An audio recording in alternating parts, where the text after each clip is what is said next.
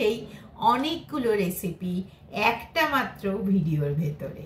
এখানে তিনটে কিন্তু রেসিপি একেবারেই তৈরি। নমস্কার সবাইকে, সবাই কেমন আছেন? আমি পারমিতা আছি আপনাদের সঙ্গে পারমিতার পাকঘরে। আপনারা আমাকে খুব ভালোবেসেছেন। আমার রেসিপির যে সিরিজগুলো চলছে সেটা শুনে আপনারা বলেছেন সত্য ঘটনা সম্বন্ধে আমরা অনেক শুনতে চাই আরো। Thank you so much. আপনারা আমার এই গল্পগুলো, এটা ঠিক গল্প নয়, এগুলো কিন্তু সত্যিই কোনো না কোনো মানুষের জীবনের ঘটনা আমি বলছি। তারা অনেকেই ক্যামেরার সামনে আসতে চাইছেন না, বা তাদের সঙ্গে এই মুহূর্তে যোগাযোগ করে তাদেরকে ক্যামেরার সামনে নিয়ে আসাও সম্ভব হচ্ছে না। সেই কারণে আমি আনছি না। এদের মধ্যে থেকে কেউ যদি আসতে চান আমি তাদেরকে অবশ্যই আপনাদের সামনাসামনি পরিচয় করিয়ে দেব।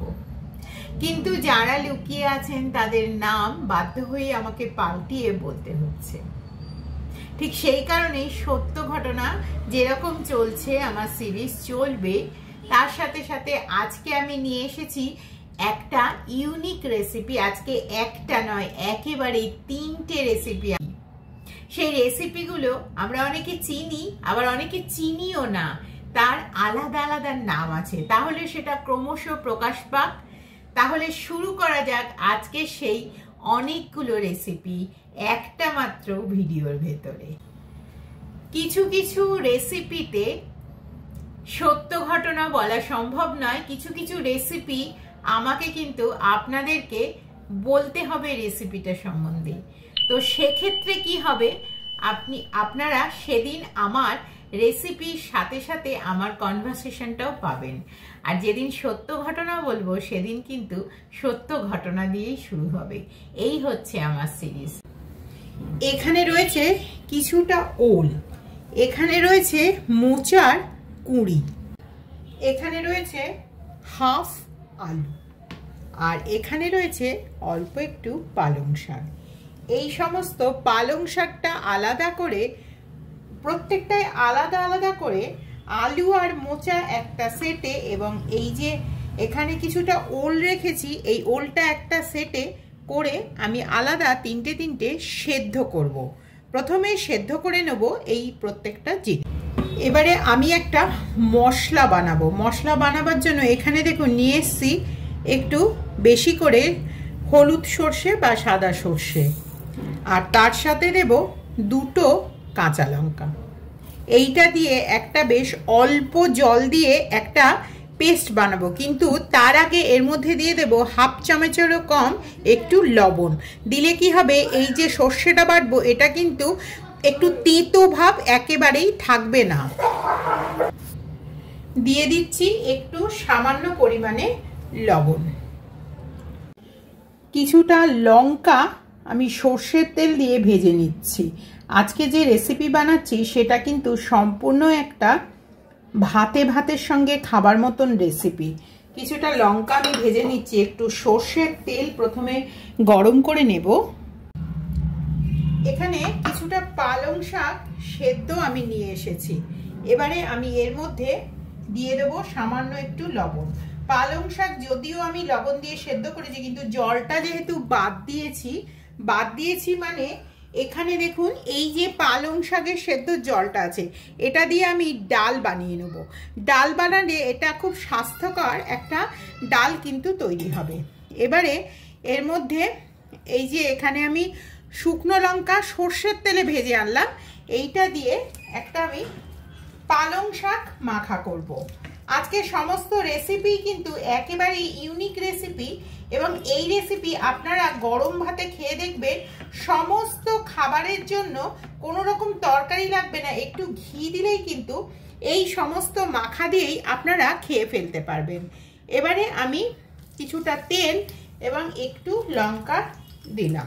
পুরো লঙ্কাটা দেবার দরকার নেই, মোটামুটি যতটা রয়েছে সেটাই দেবেন। কিন্তু ওই লঙ্কাটা ভাজার কারণ হচ্ছে ওটা গরম ভাতের ওপরে খেতে কিন্তু দারুণ লাগবে।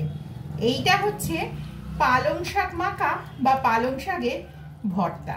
শীতকালের দিনে আপনারা তো খেয়েই থাকেন পালং শাকের চচ্চড়ি, পালং শাকের তরকারি, আরও কিছু।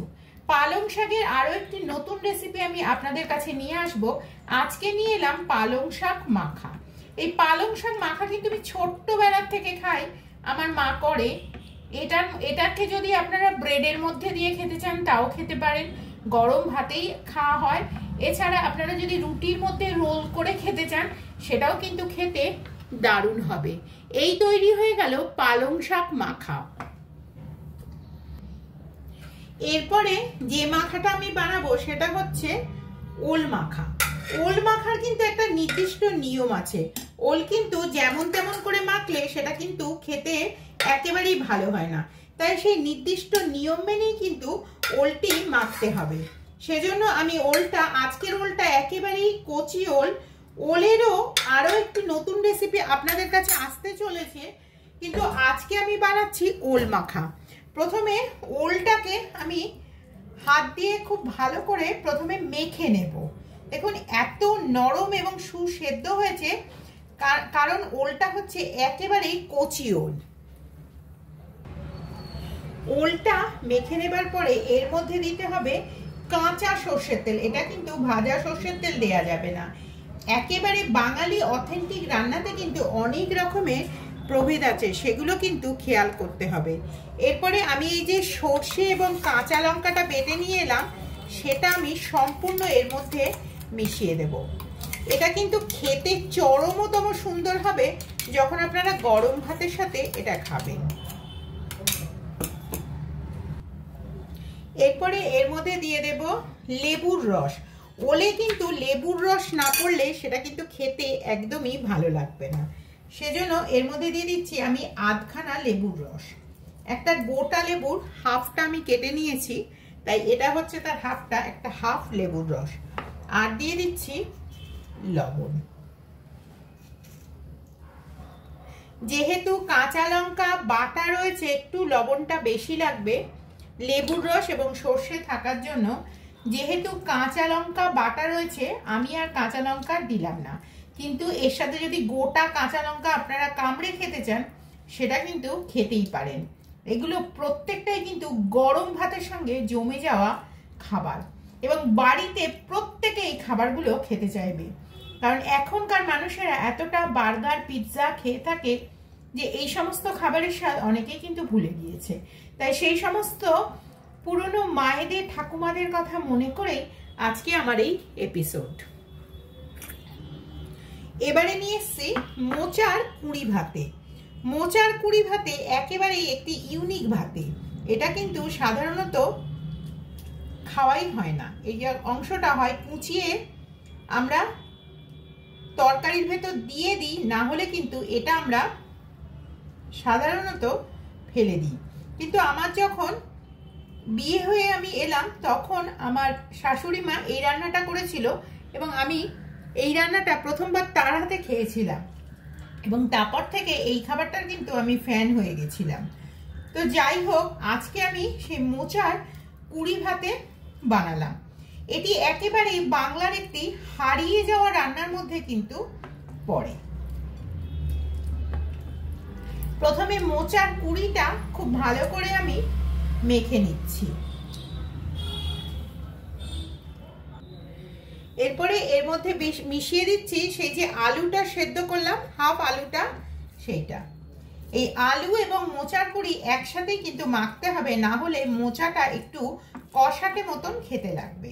সেই কারণেই আলুটা কিন্তু মেশানো হয়, না হলে কিন্তু এটা শুধু খেলে কেমন লাগবে আমার জানা নেই। আমি কোনোদিন ওইভাবে ওটা টেস্টটা নিইনি। আমি এটাই জানি, কারণ আমি আগেই বললাম এটা আমি আমার শাশুড়ির কাছ থেকে এই রান্নাটা শিখেছিলাম।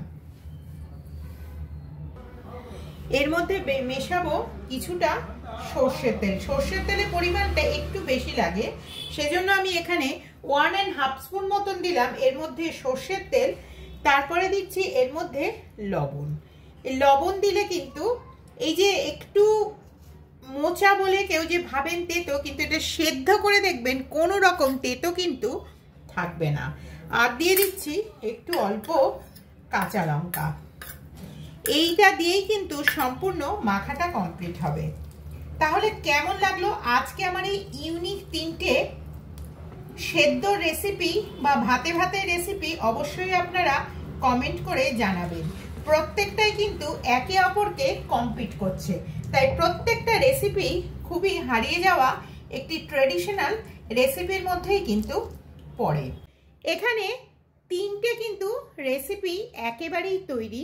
কেমন ছিল আমার এই আজকে তিনটি ভিন্ন ধর্মী একেবারে আলাদা রকমের মাখা রেসিপি অবশ্যই আপনারা কমেন্ট করে জানাবেন।